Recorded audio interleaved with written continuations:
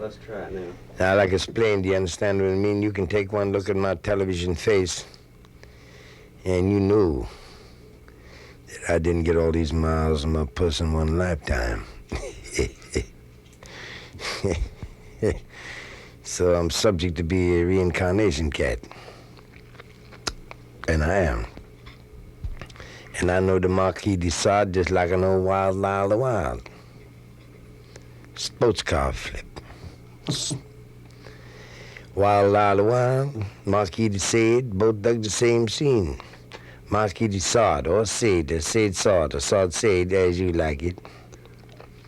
He was the kind of cat bleeding, having a good time, enjoying himself, calling all the cats in, and everybody enjoy, having a nice time, understand me? And the chicks dancing, and the music playing, and the juice going, and the goodies here and there, and then the little fish at the back and one thing and another, carrying on real crazy and cool, and the neighbors get green-eyed, report the cat, and bad rap him ever stepped away. Now, if you know anything about the Marx history, you read his philosophy. He claimed if you was cutting down a real crazy, cool country road, and you saw a pretty little chick standing in front of a tree with a lettuce petticoat, and she looked so groovy and so wild and so sweet and so fine, you walk right up to her and you look her right dead into the soul of her eyes, and you say to her, baby, it's you and me behind the tree. And she say, no, she's going against nature. So then the cat know you can't do that. Now you take the case of Eloise, Eloise. Case number 711-294, XBCDIC, number 7, book 5, chapter 11, library 10. Now he knew this chick didn't have no gold. So he pressed the fin into her palm. He said, baby, let's cut up to my pad and suck up a little good juice and listen to some good wax and carry on a little bit and have yourself a ball. She said, cool, cool. So she took his wing and started making to the pad. And he got halfway there and just happened to pass the Boychen Rod stove. So the Mark says, excuse me a minute, sugar. He cut inside and picked up on 12 long, lean, multicolored, children's circus day, delicate style, beautifully balanced pony whips.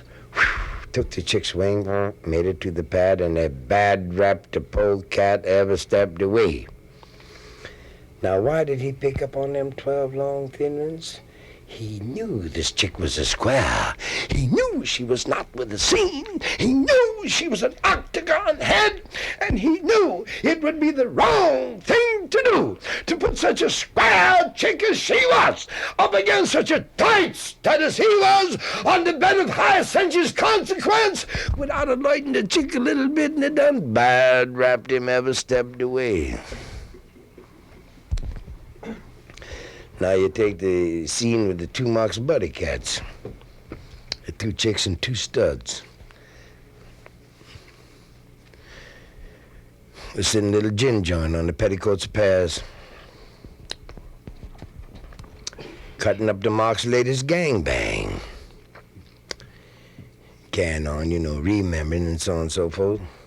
And finally, boom, the door whammed open, in walks a stud about 9'2", built like a mortal anvil, with a face like a diamond hatchet, money falling out all his pockets, diamonds and emeralds sparkling on his ring fingers. He's come swanging in the room like a giant mother non-stop cyclops, and he hit these cats sitting at the tables, a subconscious button so hard, they find themselves standing on their feet in the deep low bow to this cat, joined the table, never laid eyes on him before in their life. Turned out to be Prince Minsky. And Prince Minsky was a kind of a cat that'd been there and back, gone there again, picked it up, rolled it, stomped it, flipped it, cut it, gassed it, sliced it, put it together again, kicked it around, put it down, put it up, put it in, put it out, took it there, left it there, kicked it, threw it, blew it, and shoo it, wanged it, danged it, and banged it, made every mother scene there was to make. He was a cat clean out of this mother-swinging sphere, was Prince Minsky. And he's a multi mother multi-millionaire. He's the kind of a cat surrounded with golden dikes. Anybody say, I don't know. He come with gold for the cat. He's busy picking up the money, can't complain no more. And he has spies all over the damn world picking up pretty bitches for him, left and right. Real crazy, freakish chicks, you know, toothless, because he got to get his kicks. And he had the payoff paid off. Understand what I mean? So he's a real crazy cat, and this cat is sitting there and let me hip thee. He is not spending his money. He is coming on like Vesuvius reaching for Pompeii. He's blowing his gold. And the number 2 bus boy out on the circle 19 feet out is making $15, $20 a damn minute picking up the short change. The number 2 waiters is dropping out of the pockets. So this cat is swinging. So when eventually say, well, you know, I dig you cats pretty good. He say, you all right? Say, well, we enjoy you too. We really do, sir. He said, well, that's nice, because I got a potty pad right over the hill here. Say, everything have a good time. We'd say, how'd you like to join me out? They said, how long can I stay? He said, as long as you like. So they paid the tab, and they cut up. And they cut out of the place. And these cats expect to walk outside and you know what I mean, have them, Minsky raised his hand and had the coach in 12 come swinging up. Instead of that, he takes off right through the mother prime evil. Turned out to be a Mohegan head, see. Tail breaking miles right through the mother prime evil. If you turn these cats loose an hour after they cut out, they'd never made it back anyway, so they're forced to stay with the cat. Finally come to a black lake with a blue boat on it. So Minsky said, get in. Whap, they did. He took the tiller and boom, them both shot out in the middle of the lake. And all these 2 cats and two chicks, they're real shook up now. They're real shook up. They're with this mad cat, and he's got them. They don't know where they're going, but their mother knows they're on the way. And finally they look out in the distance, looks like some clouds tied to the water. And their eyes finally fall in, and they pierce out, and they look and they see it's a wall. But it's a wall to stop all walls. And God knows how high it is, but it must be 1,192 foot thick with a small uranium door in the middle of it. And the Mark kicks up his old Minsky kicks up his big old stalk leg, and boom, hit that big bug. Door swam open, these cats go through, and boom, that mother closed like doomsday's break. So they go underground, and they kind of come to another door, and this underground door, and bam, that slam. Up to the drawbridge, down across, up again, across, they come to a wall, man, like they bent over backwards doing them Italian acrobatic stunts. This wall was so high, God knows how thick, with a small brass door in it. And the minute that door opened, they zoom, bam, bam, that mother slammed like 42 hustlers breaking the supersonic magoo from the way out blue. And the minute that happened, he turns on them in this big room and he says, I'm the baddest cat in this whole world. He said, ain't nothing I ain't done. He said, I've committed rape, I've committed murder. He said, I've cross-cutted, I've slipped under, I've sliced over. He said, I've made every kind of a bad move there is to be made. He said, I'm the king of bad cats. He said, I'm the baddest cat in this whole world. He said, I went over this world time and time again, studying scientifically how to be a bad cat. He said, I'm the baddest cat in this whole world, but you cats all right, you my buddy cats, sit down. And they did. So when they sat down, they did a take, and they did a 4-way response to Minsky, because they found out that the chairs that they were sitting on was composed of skeleton bones. Picks up on the take, he said, the Minsky picks up on the take, he said, yeah, I ate them cats last week. Well, he said, I suppose you boys was hungry. Oh, say, anytime you better know me to hurry away. Said, they were so shook up and so beat by this long stomping mouth, they're so hungry they can't hardly think of what they're doing. They're so flipped on out that if their rectum had, if their throat had been, rectum had been their throat, they'd been drooling through it. Yeah. So he says, well, I know you all gourmet heads. Yes, we know Debbie is too. And but he said, I prepared a big feast for you inside. He wants to come inside and enjoy it. So opening it up, boom, they go inside. There's a big banquet table there about 15 feet wide and 32 feet long, loaded with goodies from goodies, sitting with 17 Christmas, 42 Thanksgiving. 9,000 natal day swings. And all the goodies and all the grooves and all the aromatics are swinging out and hitting these poor studs in the nostril and they're dying with hunger. But flipped clean out of the skull. So he finally walked out up to into. Let me check one thing. Something's happening here, and I don't know what it is. Twice, and then I thought it was me, but it's...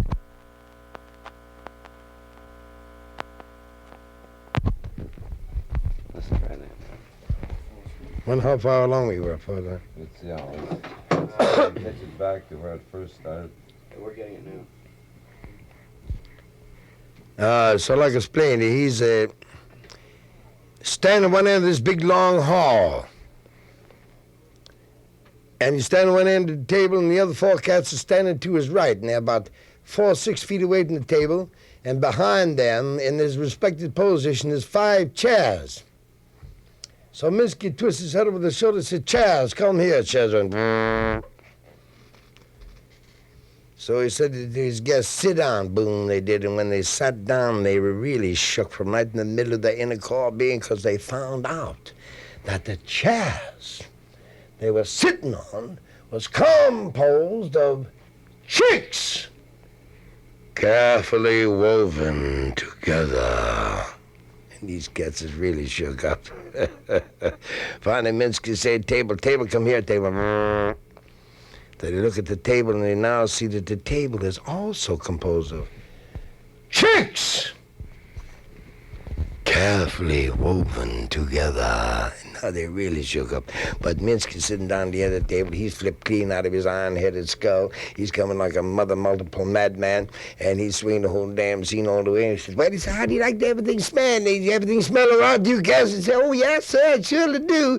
He said, "Well, there's good." He said, "We know it, sir. We is ready. We is ready anytime you give the word." Well, he said, "I'm going to tell you something. This is a special feast prepared for you." And he said, "I'm going to tell you something else. This is going to be the greatest surprise of your life, gourmet style. And I'm going to tell you something. Number 2, when you take your first bite, you ain't gonna dig it."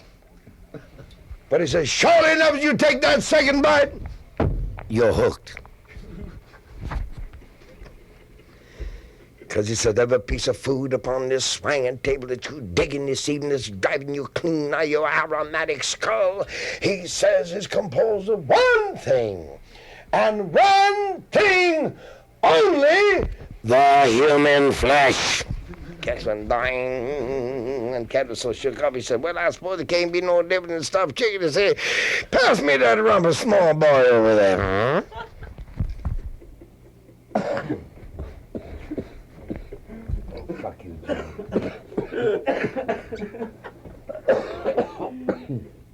Well, back there, John. See what we got.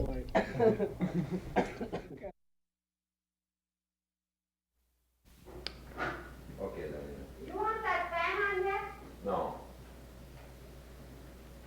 Good morning, ladies and gentlemen. I wish you could be here on this beautiful day to see the sun shining down this magnificent avenue. All the fair ladies about and all the handsome gentlemen are there, for this is the day that everyone is saluting that celebrated international figure, Governor Slugwell.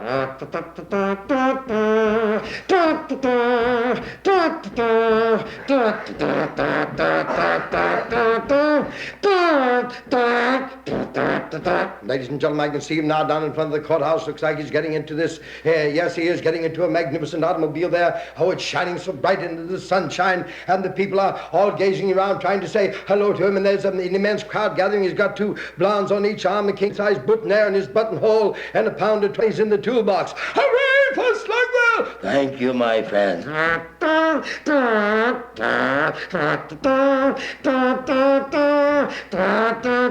Lady, will you stand back? Where are you trying to get yourself killed? This is a parade, my dear woman. You got the mother of 5 children. Peanuts, popcorn, hot dogs, get them. Slugwell! Thank you, my friends. And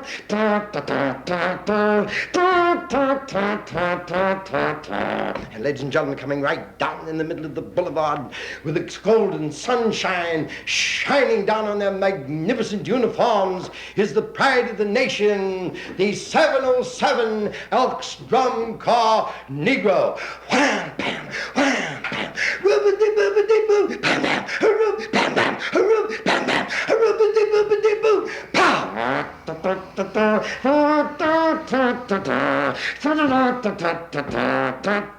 Lady, will you stand back there? It's not the last time I'm going to tell you now. Hot dogs, get 'em all red hot. Hooray for Slugwell! Thank you, my friends. And ladies and gentlemen, here we are at the stadium. Good heavens, I know I sound excited, but I can't help it. There's so much excitement in the air. This is such a tremendous night. You can feel the excitement. You can feel the enthusiasm jumping. There must be 500,000 people here at the stadium as the governor cars swings through into the auditorium and gates, and right in the middle of the field, you can hear these people yell, "Hooray for Slugwell!" And now, ladies and gentlemen, time is short. I'm up here in the observation booth, and we just have time now to turn this over to Senator Gridley down on the platform. Well, he'll introduce this magnificent political deity. My friends, I would like to say that never in my political history have I ever enjoyed the privilege of presenting such a great, beloved man. A human being, not only beloved in this fair country, but beloved world over. His name, the name that's imprinted on every heart in America, Governor Slugwell. Hooray! Hooray for the governor! Bam, bam, bam, bam.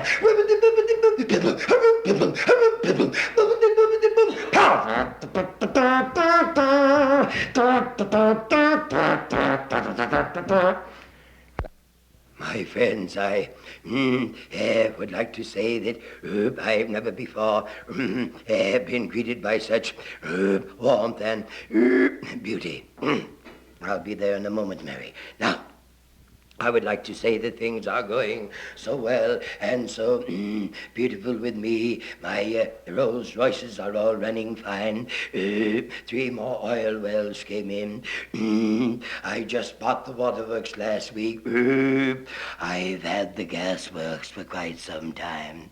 And things are going at such a magnificent rate that I believe that it is possible for each and every member of this great state, the Employees Association, shall receive a substantial raise in salary amounting to Pam, pam, pam, pam.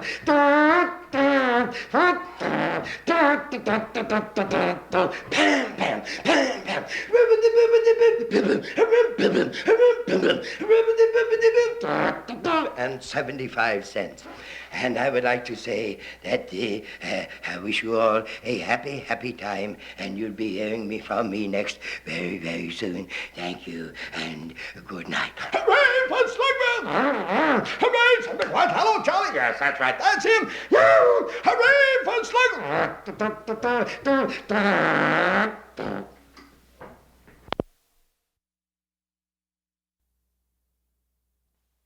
My lords and my ladies of the Royal Court, Edgar, the swinging Edgar Allan Poe's magnificent torch, The Raven, as translated into the somatic of the hip. Now you see, Poe didn't want that bird, he didn't need the bird, he didn't dig the bird, he didn't send for the bird, he didn't even know what Avery the bird came from. If they'd have knocked the bird on him postpaid, he wouldn't have dug it, 'cause he was hung in front for a chick by the name of Lenore, who had already swooped the satellite, but that didn't bug Eddie. He's still knocking that torch and coal on there, say, can they see me in Flip City? But just like I say, so many times, when you don't want the bird, when you don't need the bird, when you haven't got the first possible use for the bird, that's when you get it. And that's what happened to poor Eddie. He say, it was a real drug midnight.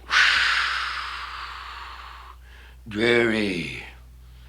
I was goofing, beat and weary over many a freakish volume of forgotten score, when suddenly there came a tapping as if some cat were gently riffing, knocking rhythm at my pad's door. 'Tis the landlady," I muttered. On her broom she flies the rounding, sounding for her rent. Which? Only this and nothing more. No, if I ever get out of this spin,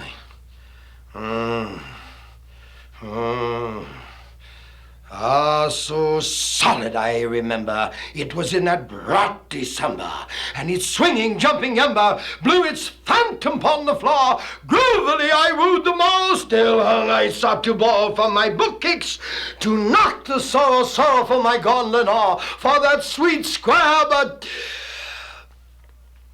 swinging maiden, whom the fly chicks tag Lenore, nameless here forevermore.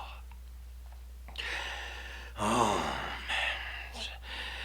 And the silky, weirdy turning of each purple curtain moved me, hung me, with freakish flipples never done before, so that now, to cool the beating of my ticker, I stood repeating 'tis some strange midnight stud that's sounding a money beat on my pad's door, a deuce to cool the morrow, or some juice to drown his sorrow, some lightweight biff this, and nothing more. Jack, I said, or Jilly, if I've crossed you, don't jump sore. The solid truth is, this cat was napping, and so cool did you come tapping, and so light hip you came rapping rhythm at my pad's door, that I was scarce sure I dug you. Here I opened wide the slam, and Jack, I dug the breeze, and nothing more.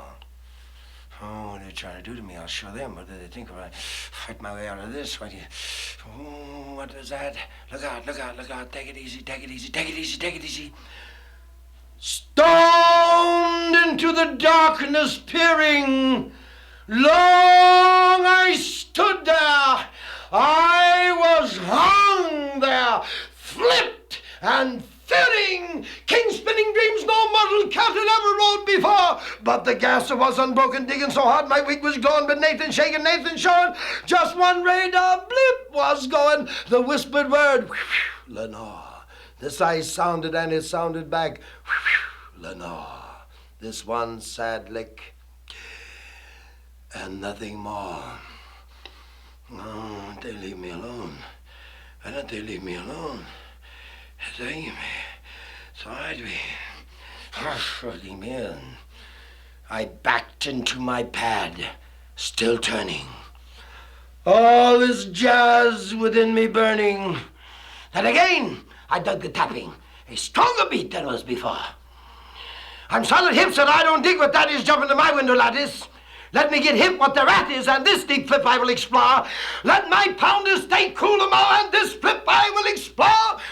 Jack, I drew a blank, and nothing more. Who do they think they are to do this semi? Gone full out, I flung the shutter, when with many a flip and flutter, in there stomped a king-sized bug-bird Jack from way back days of yore. Not a minute tipped or hung he, not a minute brought or down he, but with stamps of king and queen, he swung above my sweet pad's door, lit upon the busted palace, sat goofing there, and nothing more. I'm solid hip, said I, that you're no craven. Gas a grim and beat up raven goofing from the night's Plutonian shore. Swing hip me to what thy tag is on the night's Plutonian shore. Flip the bugbird, nevermore. Solid wig me this bird to dig me, though it copped out not upon the score. Oh, we cannot help agreeing that no single human being ever was so sent by seeing a wig like this above his pad's door with such a tag as Nevermore. Now you see, this blasted bugbird kept bugging Edgar and gave him such a dreadful time of it that Edgar now wants to divorce the bird. He wants to expel the bird. He doesn't care whether the bird Lou, Newly, nor Eleanor, or any of these cats. He wants to blow the bird. So I think the bird put one too many Nevermores on him. I don't know how much they weigh, but it was just enough to flip that little isinglass at the end of the fuse and blow the whole gig. Poe is now flipping. He looks at the bird and he says, "By this lick, you have flipped my meter. You nauseous gasser! You endless repeater! Screw before I blow my red hot stack! Blow back to your plutonian shore! Leave no feather on my heather! Take your black jazz blown together! Leave this pad, my torch, unbroken! Screw from the roost above my door! Flip the bugbird, near as ever, me as all."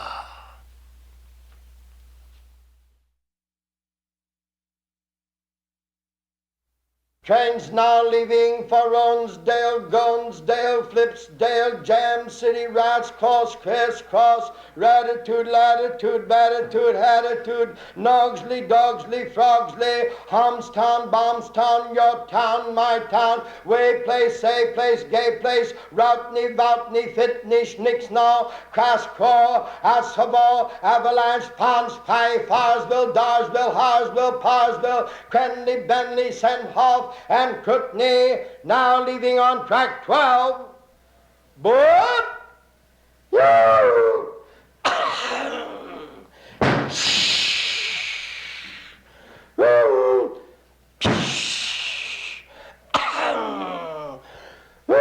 tickets, please. Poppity bop, poppity bop, boopity boopity boopity boop, poppity bop, poppity bop, boopity boopity boopity boop. Tickets, please. Let's get our tickets out here. Tickets, please. Peanuts, popcorn, get them on the red hot. Tickets, please. Tickets, please. Let's get our tickets out here. Hoppity bop, hoppity bop, boopity boopity boopity boop, hoppity bop, hoppity bop, boopity boopity boopity boop. Tickets, please. Tickets. Last call for the diner. How we doing, Fred? Right on time, Charlie. Tickets, please. Let's have our tickets out here. Hoppity boop, hoppity boop, bippity bippity bippity bip, hoppity boop, bippity bippity bippity bip, hoppity boop, bippity bippity bippity bip.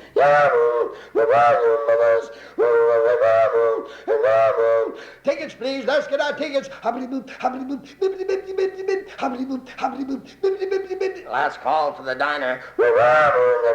What's the matter over there, Charlie? I don't know, Fred. It looks like she's stuck.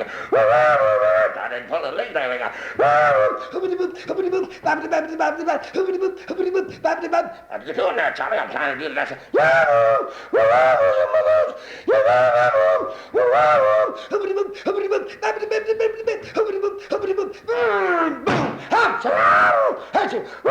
Hey, get your stretcher, Fred. All right, I'm doing it. Lift all right. Help, help. What's got the ambulance coming now? 27 dead and 14 injured.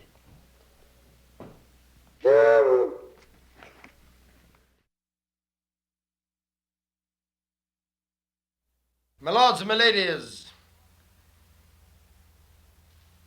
a hypsomatic version of the life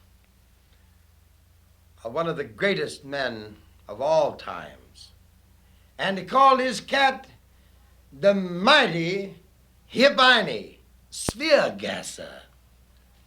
Now here was a cat who carried so much wiggage, he was gigless. He could not find a wheel to turn. He sounded all the hubcaps within reach, but Nathan shaken. He could not connect. Hungry, his threads thin, it was a drag. Baldy's nowhere, cat's not picking up. And that coming right after a big bug size bring down from the Nazis put on him. You see, this cat was born at Ulm in Germany on March 14th, 1879. Now, not digging their lick, you see, of these double square kicks these cats are putting down. He saved his beans, and bind after bind, finally, he swung with a Swiss passport, swooped the scene, and lit in the land of the cool to prove and groove with the Alpine heads. So now he's made it. It's a drag and no gig. Well, he messed around a little bit looking to pick up on a job here and there and so on and so forth, and he finally got on a light boot repair kick. That's the only thing this cat could get to do. It was so light that he was about to dig some boot soup when a buddy cat hipped him that needed to buy a burn in the idea factory. So the Hip Einie took off to sound the man for the gig. Now, it took him 14 hours to convince this cat that he could tell a good idea from a bad one, you see what I mean? And he still would have missed if the cat hadn't heard that he was suffering from the gold shots in front, so he really dug the gig on a pity kick. He was such a sweet, groovy cat, Earth Angel, you see what I mean, that this short green kick cooled his living strain. Now ready, really ready, he looked around and finally zeroed in on a real fly chick. Made the legal move with her, rang the chapel bells of joy, and swung out of this beauty spin, came two little Mars heads, a boy and a girl, you see. His pad now jumped with the sweet swinging light of life. He delegated his routine job duties to the third frame of his subconscious mind and proceeded to lay back into the longest goof in the history of that far-out wig stretch. He became the king of all spaceheads. He goofed through the zonosphere and the voutosphere and the routosphere and the hipposphere and the flipposphere and the zipposphere and the gonosphere and the way-gonosphere. He was way on out there. And as a matter of fact, he was gone so long and was so far out that when he returned and cooled and dug what he brought back with him, he flipped. Shook the poor cat so bad he couldn't leave his pad for 2 weeks. Dig that scene. And sat in the sack every lick at a time. It was not only too much for him, it was too much for the sphere.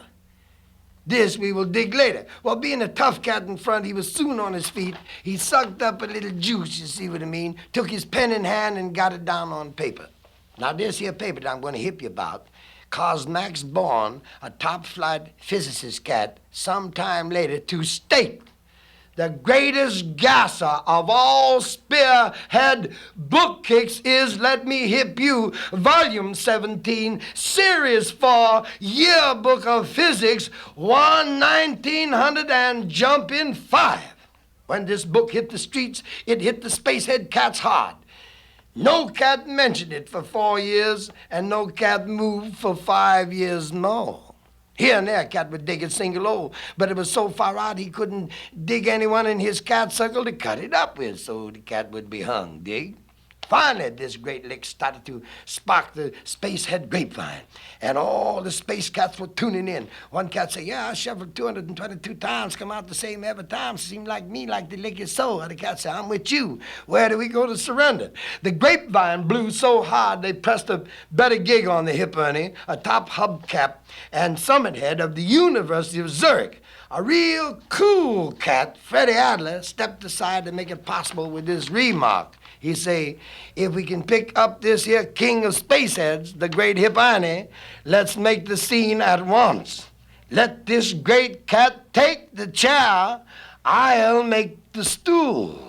You see what I mean? He was a real hip cat. Now, you see what I mean? What caused all this furor was the fact that the Hip Einie weighed it down in the Spacehead Cat's paper. He said, in the Spacehead Cat's paper, he said, the scientific journal heads, he said, you go on out to latitude 777 and longitude 444 and get out there at the unveiling of the big heater, and they say you put some necklaces around that ship and hold it real cool, anchors around like necklaces, see what I mean, and hold it real cool and get out every brownie and camera that you can grab you and lay your hands up pond, and they say at the unveiling of the heater, start snapping all them pictures, and they say if you snap it all the way through till the finale of that unveiling and switch it downstairs and put it into treatment, he say you're going to find on one of them pictures in a far-out, crazy, gone, uncouth-headed canyon in a way-out valley, the great Mother Cosmo Head. That's what he printed in the paper. That's what flipped everybody. Everybody flipping all over the place. Cats, I can say, couldn't be so, couldn't be this, couldn't be that. Finally, 2 English space heads picked up on it.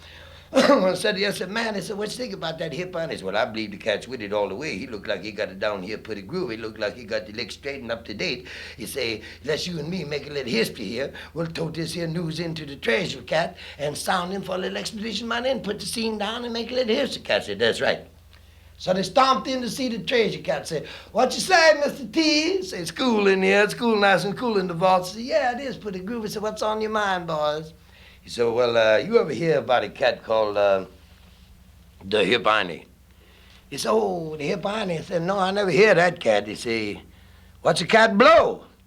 He said, well, he's a scientific spacehead cat, you see what I mean? And he blew a little item in the Spacehead Journal would say that if we go out to latitude 777 and longitude 444 and we put necklace around the boat with the anchors, you know, and anchored real cool and crazy and get out all them brownie cameras, he say, and we start snapping, the unveiling of the heater, he done say that in a far out corner, in an uncouth-headed canyon, away up there in the vance will lay the great swinging Mother Cosmo Head. The cat said, that's good for the war. He said, that's what I say. That's why we're here, you know what I mean? We figured you'd dig the lick. He said, of course, that's good for the war. He said, all right, I'm glad you boys come over. He say, what's this little gig gonna cost? Like expense like? Spacehead cat say, oh, it ain't gonna cost nothing like some little old 2 million clams. Man, what do you mean stomping in here like a madman, jumping up and down, talking clean out of your skull? Tiredest thing is about 2 million clams. Is you crazy? Some cat sit down and dream up a big scold and something. Did the cat see it? He said, no. He said, well, that's what I'm trying to explain. You get talking completely crazy out of your mind. I said, what's the cat's real name? He said, Albert Einstein. He said, just what I thought. Some far-out Levantine cat going to get you way out on a long, thin limb and snap it off. But you see what happened? The Spacehead and the Hip Einie's lick was too strong for Mr. T. So Mr. T come up with the 2 million clams. So here they swing on out here. They get out to latitude 777 and longitude 444, and they got the expedition all tight and all cool, and they put the anchors around the boat like a necklace, see what I mean? Hold it real cool and steady, and boom, here come the unveiling of the big heater. And these cats are snapping pictures of this all over the place. They're snapping it through the legs, they're snapping it upside down, they're snapping it this way, they're snapping it that way, they're snapping it that double snapping it, they're snapping it every way it is to snap it. You see, it was over. Downstairs they go to develop these negatives, see what I mean, and see where the picture was. So they got 4,424 pictures, and they come down to, the cat said, you see it yet? I said, no, I ain't seen it yet, but he sure got some crazy jazz. He picked up on some wild pictures, pretty wild pictures. And they go to 2,227, you see it yet? I said, no, I didn't dig it yet. No, I hadn't seen it, but I know it's here someplace. I said, that's what I believe too. And get to 3,227 pictures. I said, man, it's a long time coming. But he said, yeah, I know that, but you show some crazy shots. Let's keep going. So they get to 4,109. You see what I mean? When the cat said, they said, well, looked like the Hip Einie put us on a bad riff here. Say, maybe the cat, made a little miscalculation. He said, well, we're gone this far, might as well go to rest. And on the last picture that done developed in a great big crazy far out corner in an uncouth-headed chasm was the longest neon tube these cats ever dug in their life. The great Cosmo-headed swinger. And that's how it jumped. But like the Hip Einie say, let's play it cool, and let's play it sweet, and let's keep thinking right, and we're gonna be with it a long time.